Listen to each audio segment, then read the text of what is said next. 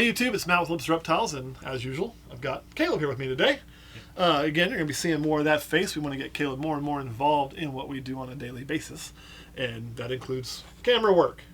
Yeah. Deal is, look, man, if you're going to be part of Olympus and be around all the time, yes, it has to be on camera because this is how it works. I can make Kurt be on camera every now and then. True. And he hates it. He hates it, y'all. Kurt hates it. I still make him like, no, it's your turn, damn it. So, yeah, so we're going to see some of him. And today's topic, we're going to talk about DNA testing. Yeah.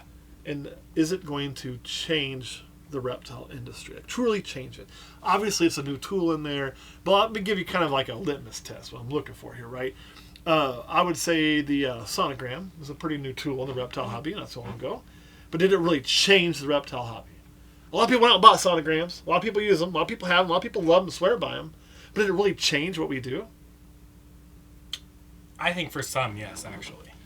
But it really altered the industry. I don't think it did. I mean, is it a great tool? From ball pythons where we are at, yeah, probably not that much. But other reptiles, absolutely. So which ones?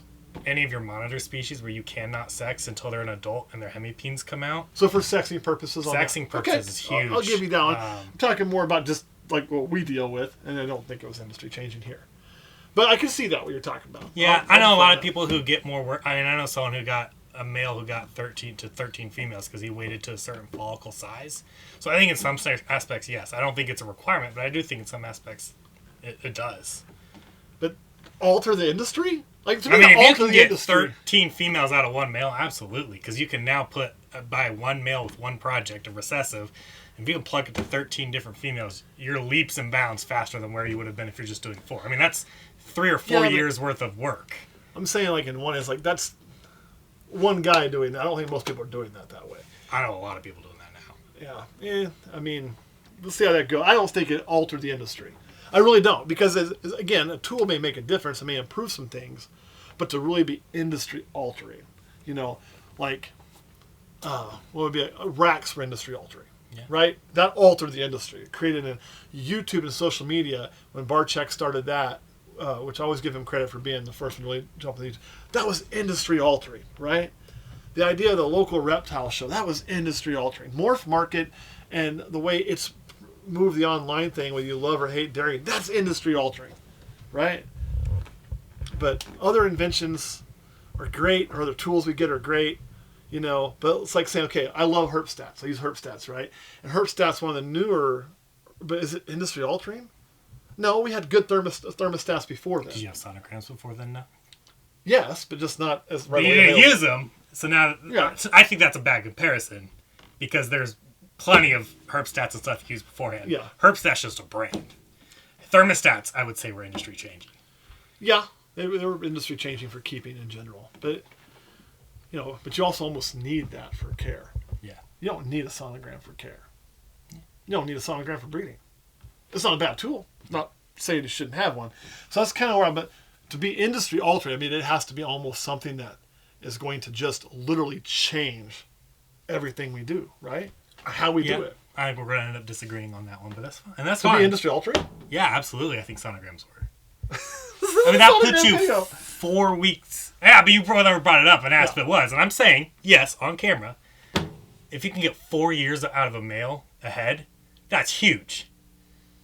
I think the only difference of why it's not super industry changing to your eyes is because right now they're $1,400, a couple grand. Oh, no, they're not. You can get one for less than that, I think, on less than $1,400. And that's not even the problem. But even if I had one today, I still would never put a male to 14 females. Oh, yeah. You can easily can with this sonogram. Oh, no, I wouldn't. It's just not my belief system when I'm working that male. It's no different. I mean, the amount of females is no different. You're still breeding them every week. I get it. I understand. So how does it change? The number doesn't change. You're still being bred every week. I also think that would be detrimental to the industry in some ways, which would be industry altering. How? How? Yeah. Because what you would end up having, if that was the way everything was produced, is we already have a situation where males, because you need less of them, and they get ready quicker, hold a lot lesser value than females. Yeah. If you cut the number of males you need by that dramatic of a point, you're going to basically take 50% of the babies that are ever born and make them worthless. Maybe. Supply and demand, right? Yeah, but there's like right now, how many males are bought as pets, though? A lot, because you can get a 7-8 gene male for a quarter of the cost of a female. Yeah, well now you better get $50. I mean, but that's not necessarily a bad thing, right? We look at a bottom floor as horrible, but it's not. It's an entry level. I mean, corn snakes are $50. No, they are. King snakes are $25, but they're still a booming industry. I don't think low price is a bad thing. Low price, too low a price can be bad, but low prices themselves are not. They're part of supply and demand. They're going to happen anyway. Yeah. But if you completely cut out the need for one sex in the species, I think you're going to do a disservice in some ways. I also think you start to shallow the gene pool even more than we probably do as breeders. Maybe. I mean, and I don't see most people going to that. I think some people will deal with it, and some people have great success, but is it going to truly alter everything we do? It isn't right now. 10 years from now, maybe. But is it right now today? Has that invention been industry altering as of today for what most breeders do? I think it could be. Could be, but is it? That's I think, but that still is, because it is. It's just the price point is what's keeping it out. That's 100% price point isn't keeping it out. That's fair. Why would it be keeping out from people who breed large Because scale? there's people all the time posting, "Hey, I can't afford a sonogram. Can I borrow someone's?" Yeah, but I mean, how many times do you see that? That's a price point issue right there. But is it because that same person posting that will then go out and spend $1,400 on a snake? No, they won't. Not always. I'm not saying they won't, but not always. And do the other people who breed like a super large scale, do they run the male like that using sonogram? Yeah. You think? Brian Barczyk did. He ran one male to 13 or 14 females? Yeah. I mean, he had a list. He showed a video where he had one male here, and there was 2 rows of 5, and he said this male will get all these, because that's how he sets it up. There's one male, and then all the females next to it. And the next male to get to it. So, yes, I do think it's ultra interesting. I know you don't, and that's fine.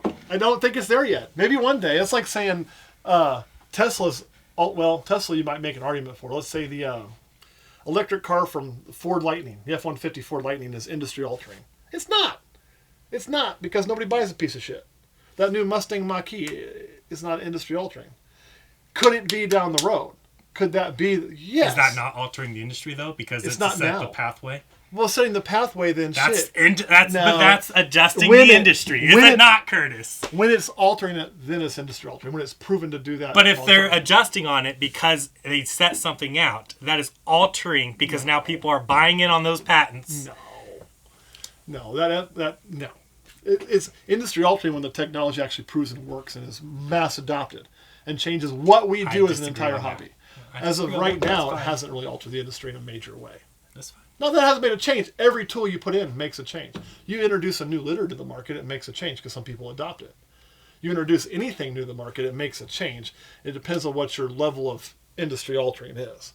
For me, it has to be so mass accepted that we can't do business almost without it.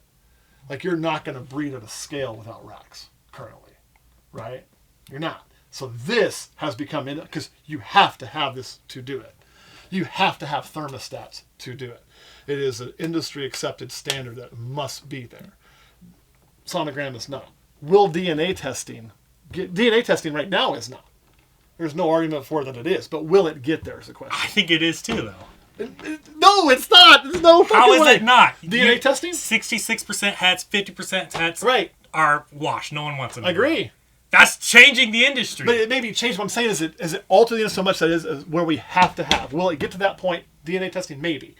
But full-hearted. There's whole forums talking about how they are requiring their clutches to be like, people are not wanting to buy things that are pos hets, because why would they when Joe Blow down the street for $50 has 100% hets? That is industry changing. When it sways where people are putting their money. Well, Joe Blow don't have 50 or 100% hets for $50, so you did DNA testing on. Because the DNA testing costs too much to do that. No, not anymore. You can do bulk shipments and stuff. How much does bulk shipments cost you? We don't do it here. But I'm saying that is huge. Well, just because we don't do it. The pricing of it on that kind of shit makes it not worth industry changing. Now, if you're talking about high-end possible hets, sure, it's definitely worth it.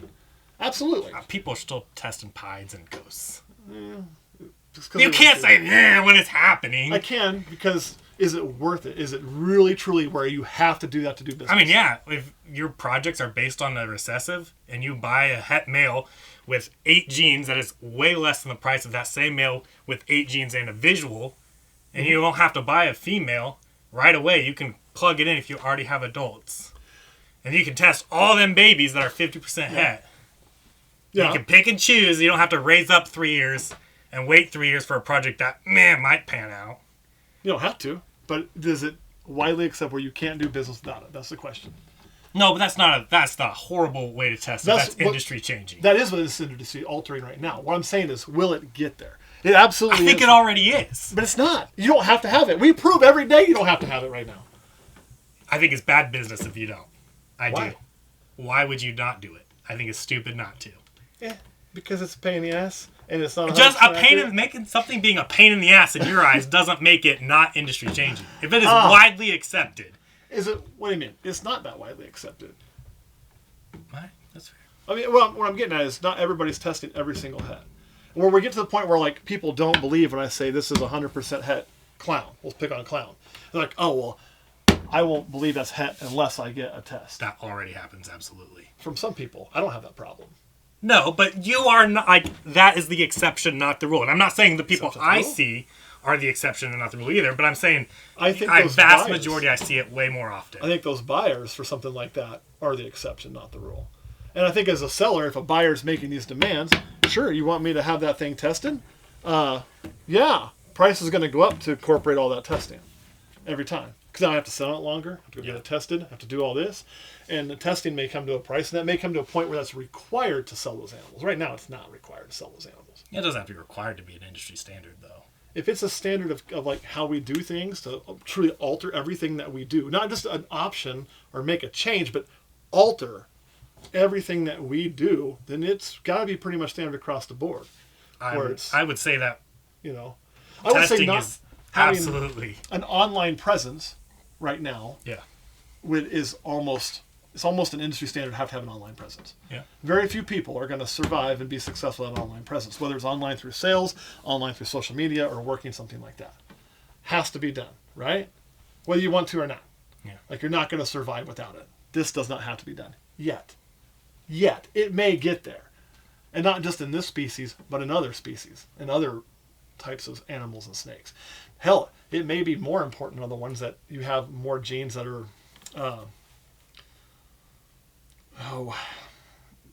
almost everything being recessive, on some certain species of animals that we would deal with.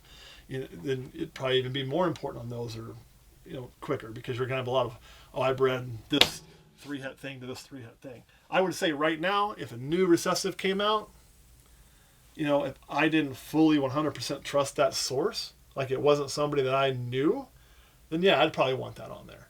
And I would probably test anything like that because it makes that test worth dealing with and getting.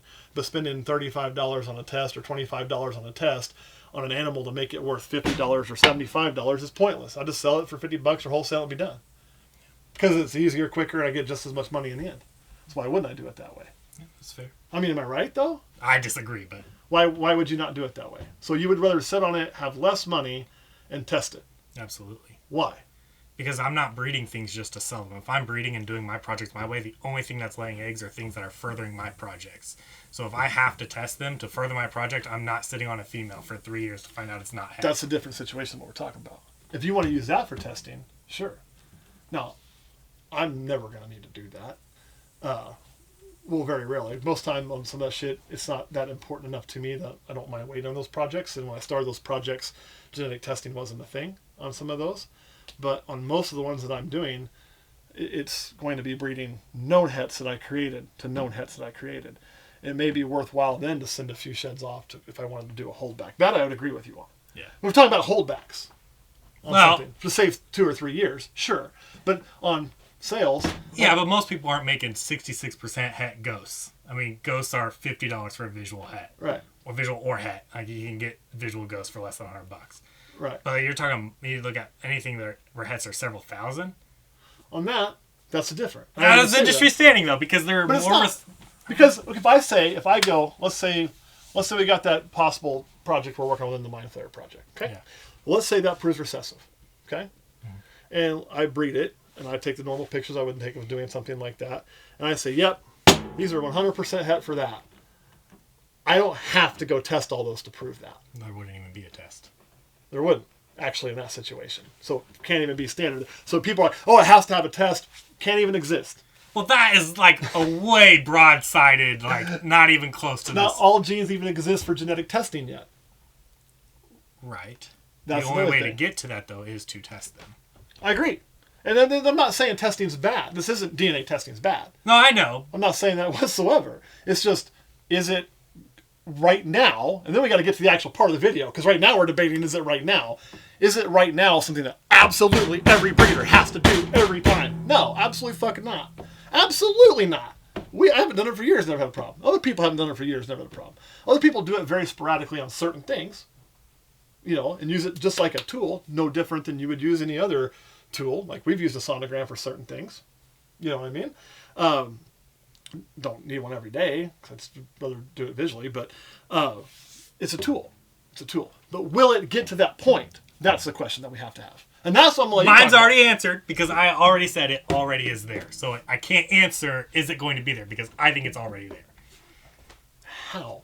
I just explained. But if we can operate without it, and so can you can operate way more efficient. You're spending way less money on food. You're spending way less money on all kinds of things. I think it's already there. No, I don't think it's there. Plus, I still don't want to put a male to 10 females, 15 females. I mean, that's fine that you don't. What I'm saying is Nope. I mean, that's fine. But you asked me, do I think it's there, if it's going to be there? And I'm saying it's already here, and here's why. If it was already there, then you would have to do it in order to survive. That's not what an industry changing is. There are people who use racks without thermostats. Yeah. That's not, then, but well, if they're not using it, it's not industry changing. Hold on. It's a smaller percentage. And that was actually a thing that a lot of people were going to back in the day, as it was supposed to be industry altering itself, in the ambient heat only, and maintaining your entire room at a certain temperature level. And some people have found great success doing that. Others did not. And so I would say well over 85% of the people have a thermostat on their rack. Still 15%? The 15%, if you have that much of a majority, and I would say when it comes to genetic testing, it's probably less than 50-50 that use it. And on all of their animals, like, I have to test all of these possible hets, everything I produce, it's probably less than 10% that do that. That's why I'm saying it's not an industry I like. think we'll just disagree on this one. We're going to have to, because it may get there, but it ain't there now. Like, DNA testing may get there. It very well may. But it also gets wrong a lot. Are we still having a lot of false positives on shit? The only ones I know about were just those three that I talked about. I've heard of others where a test have come back and said it's here and it's there, which, that's going to take perfection time too. I just don't think that the ability there is honestly there as well either. And also that could be the people sending the sheds fucked up. And even too, just because I have a test that says it's this doesn't mean it really is. Actually, to me, it opens up shady breeders more, or just as much. Because all I got to do is take one shed that I know is 100% het for this, send it off with 7 different labels. It's going to come back 100% het on all 7 of those, and 6 of those snakes aren't even that shed. I mean, I don't think it's any less shady than people who already do that and don't even do shed testing. I agree. But my point is it being this end-all, be-all, there's a shed test. If you really think about it, it doesn't mean dick if somebody wants to be a scam artist. All it means I don't think that changes the other things. I mean, 'cause people are going to scam no matter what. They are. So. And but I think right now people look at that and say, oh, this is going to prevent me from getting scammed. It's not. It's not. Maybe. I could just told you how to scam it.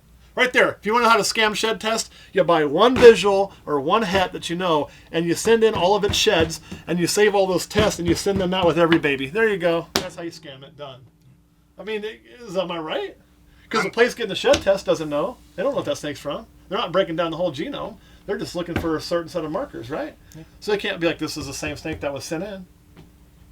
Yeah, but I mean, that doesn't change anything. People still do that, whether they shed test them or not. Exactly. That's my point. Like, it's not... So really, I don't know. I guess I don't know what the point is. The point is it's not that guarantee that it really is what somebody says it is. Yeah. It's not. Yeah. Now, if you're using it for your projects, sure. Sure, that makes sense.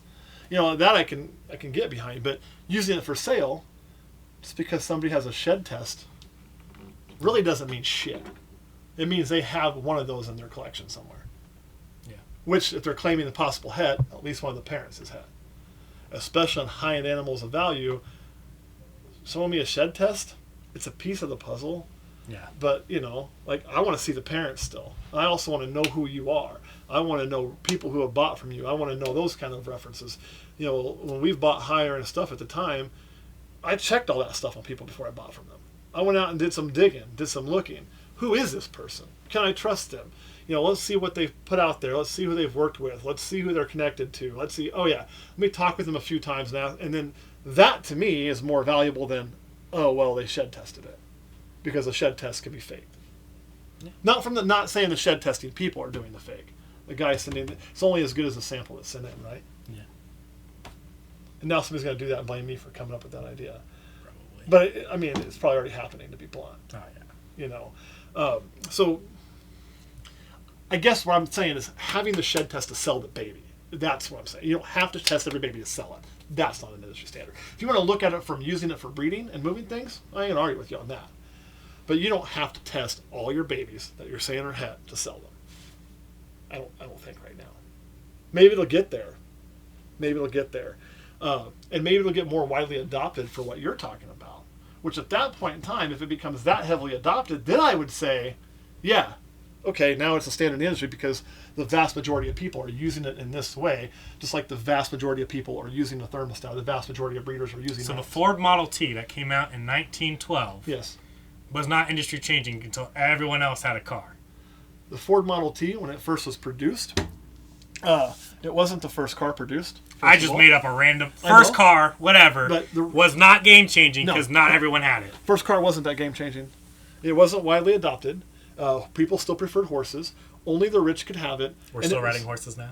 Not like so that. Then it was game changing because we all went towards cars. We didn't all go towards cars. We actually didn't all go towards cars until you just mentioned what happened. And the assembly line of the Model T, making it affordable where most people could actually use that and use that transport, that was game changing. So the new technology itself may not always be game changing until it actually changes how the world works. See, I disagree on that definition, but that's fine. That's fine. Because the car industry was not that industry. Now, did that technology change the world? Absolutely. Absolutely it did. But did it change that industry? Well, it built the new industry of cars that was piss poor and small with a lot of things coming in and coming out until Henry Ford decided to make the Americans work a whole shit ton and build an assembly line. And then all of a sudden, the average guy could buy a car and improve his life. And then that built an empire, not just for him, but for an entire city in Detroit. And for changed how America does everything. It wasn't industry changing, it built the industry. It went a little bitty teeny tiny industry. The Model T, or the Ford assembly line, took that industry and blew it up. So the Model T was absolutely industry altering. 100%. 100%.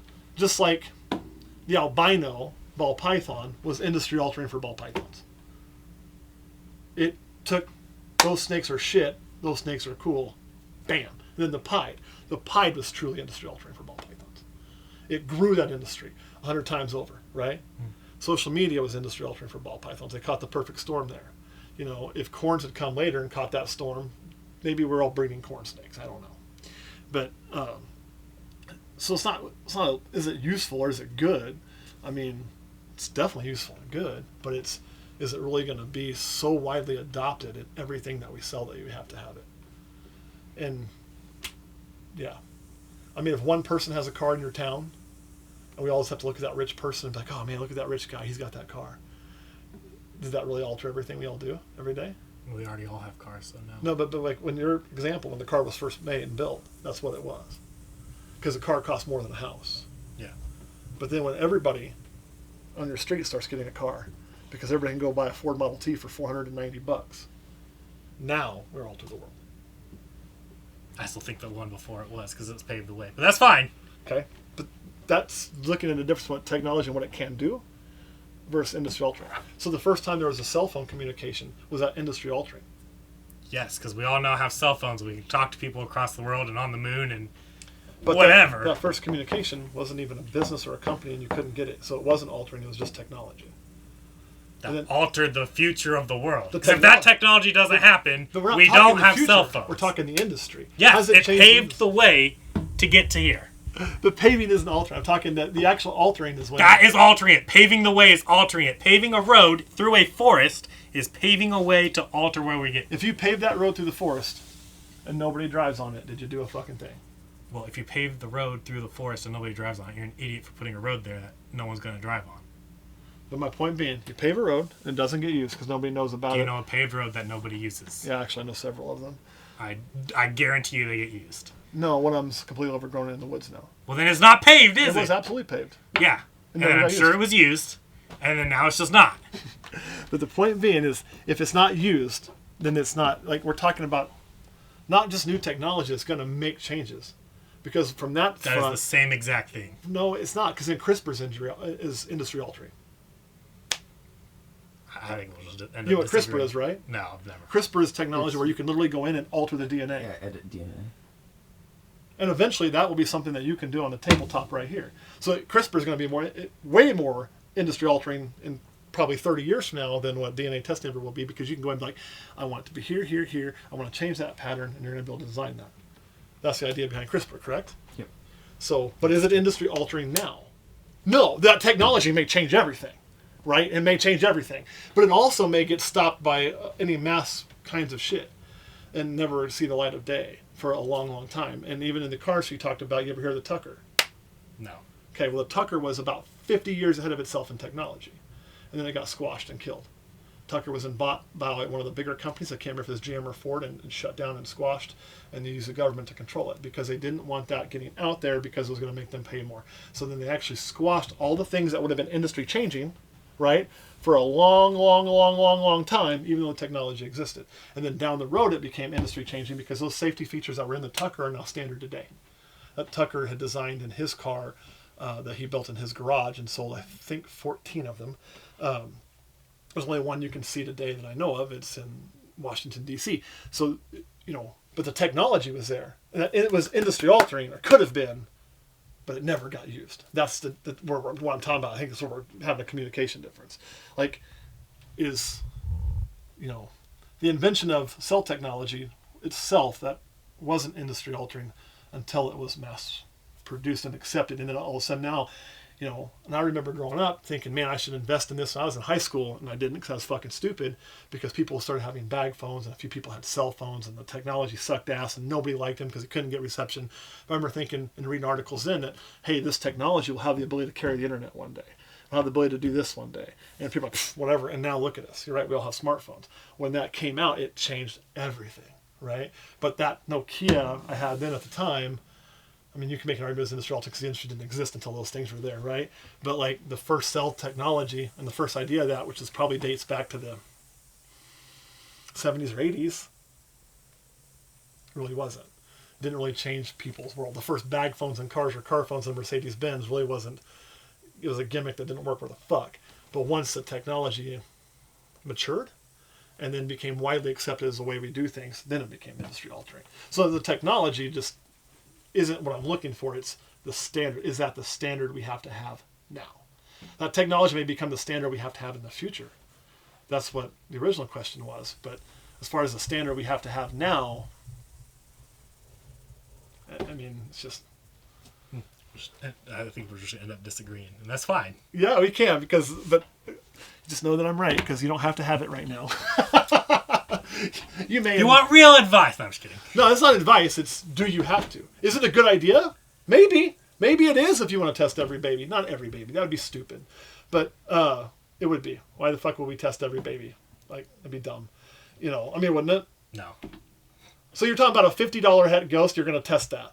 Maybe. Why? Why wouldn't you? If you get bulk prices, why would you not? Because it doesn't make a difference. Maybe a head ghost or a normal, like, it's just going to go sold the same way. That's why I wouldn't. Maybe. Because it's worthless as far as like monetary goes. I mean, in your opinion, maybe, but mine it's not, and that's fine. So you test it just to sell it for the same? Maybe. I'm just going to take those and just going to sell them as normals just to make them go away. That's fine. Or wholesale them to a Some shop. people don't want to do that. You should do that. That's the easiest way to do that. Because if it's 50% or actual het on a super ass old recessive, on a male especially, it frankly doesn't matter. Does it? To me, it might. Why?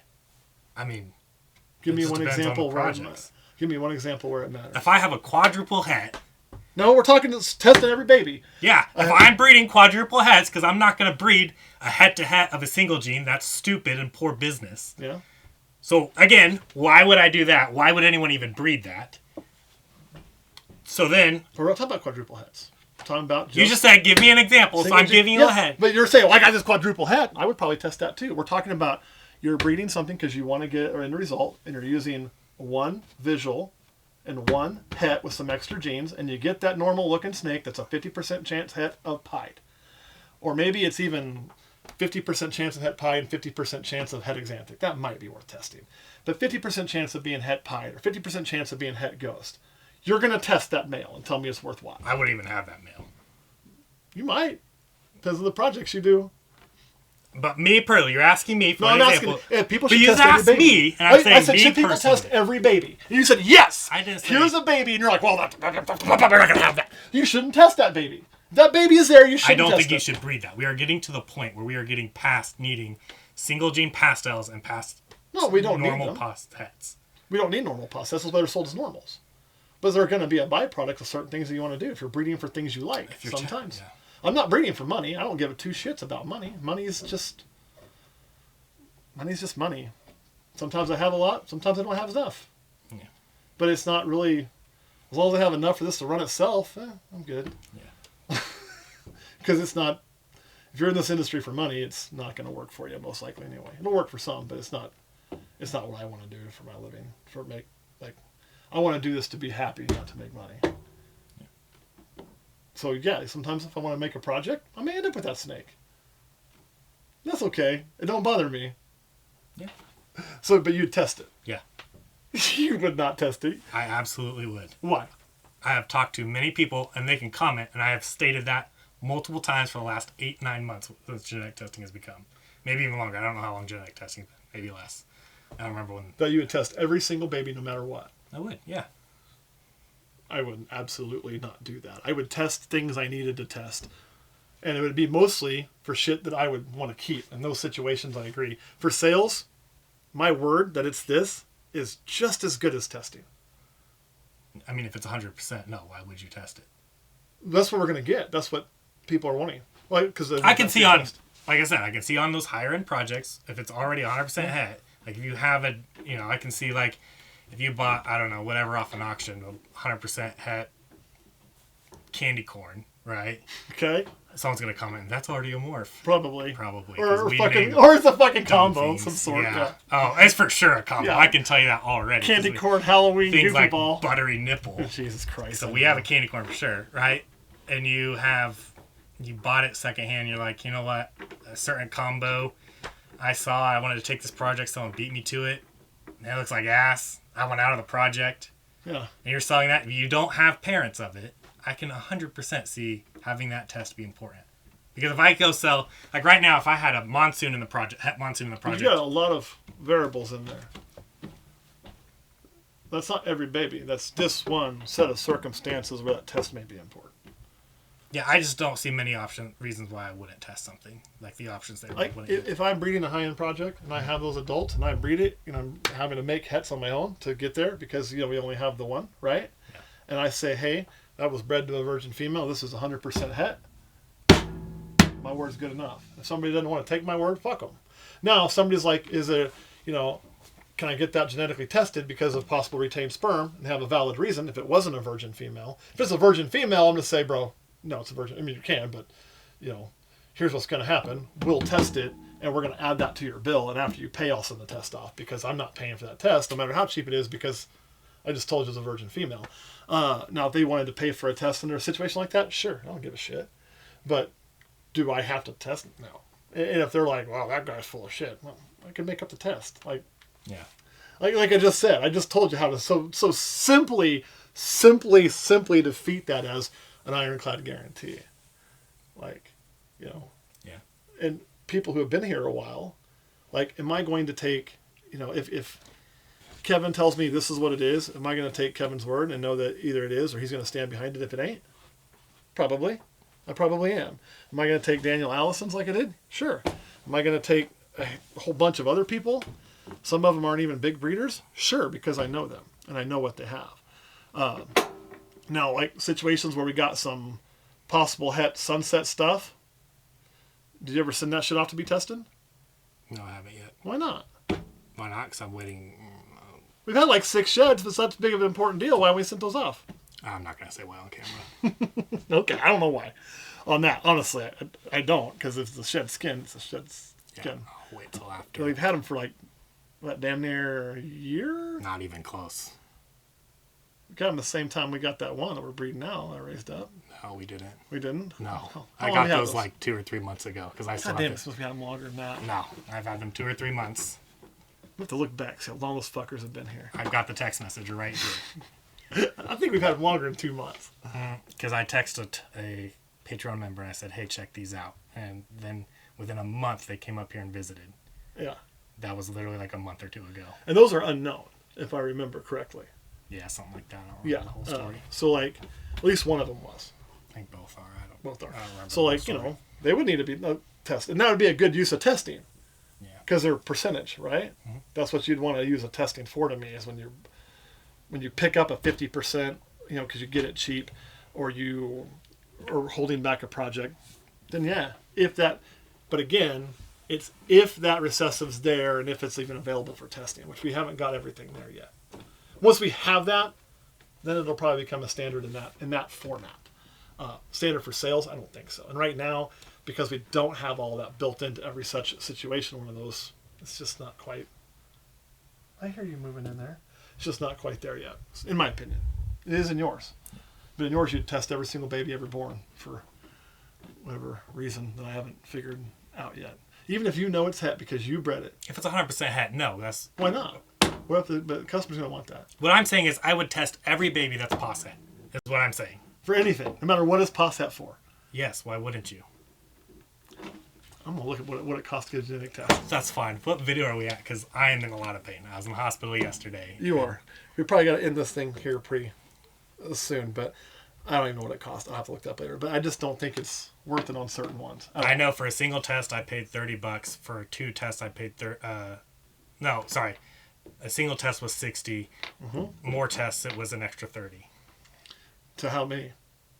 I think it was I don't remember off the top of my head. I think it was like 5 or 6, and there was another drop off. So you may be able to get each test down to $20 for an animal that's worth $50. It just doesn't seem like I wouldn't breed business. $50 snakes. I mean, you will. I promise you will. You got projects there. I'm looking at one that's going to have $50 snakes or less. No, I haven't said I was going to breed that. You did breed it. You chose to breed it. No. Yeah, you did. We breed it down for you. Like, that's one of yours that you said, I want to throw this to because I want to make this because I want to make one. Yeah. It's not being bred. Like, it's not being bred. That one? Yes. It wasn't at weight. No. There's one of those that we have been breeding to one of the males from over there that I remember. I can't remember which one it is, but that's going to make possible normals even. I stopped that pairing. Why? Because I didn't want to make $50 snakes. But they've already been locked up. They had 2 locks and I stopped. So I was like, this is stupid. 2 locks can get it done. 1 can get it done. Am I right? I mean, could, yeah. There you go. So I think I proved my point out. All right, I think we've debated this long enough. We're never going to come to agreement. You guys let us know. Do you think you have to test every single pos het baby? Or is it only in certain circumstances? You be the judge. It's up to you. I can tell you I ain't going to do it. But you probably would. Maybe you'll get the chance that you can do that one day. Maybe. Kurt, what do you think? I think you should test. Every single baby. Well, why wouldn't you if you can know what it is? Because you lose money. You said it's not all about the money. You said you're doing this because you love the animals and it's not about the money. I do, but I don't need to sit on those babies and just need to move them the fuck out. You're contradicting yourself. That's not contradicting myself. It just doesn't matter if it's a het on some of those. It just doesn't really matter. Okay. It's just not worth finding out. Okay. It's pointless. All right, that is all I got. Plus, you got to wait for fucking months on it. Send off a shit ton of them like that. It's just extra time. All right, guys, that is all we got, and we will see you all next time.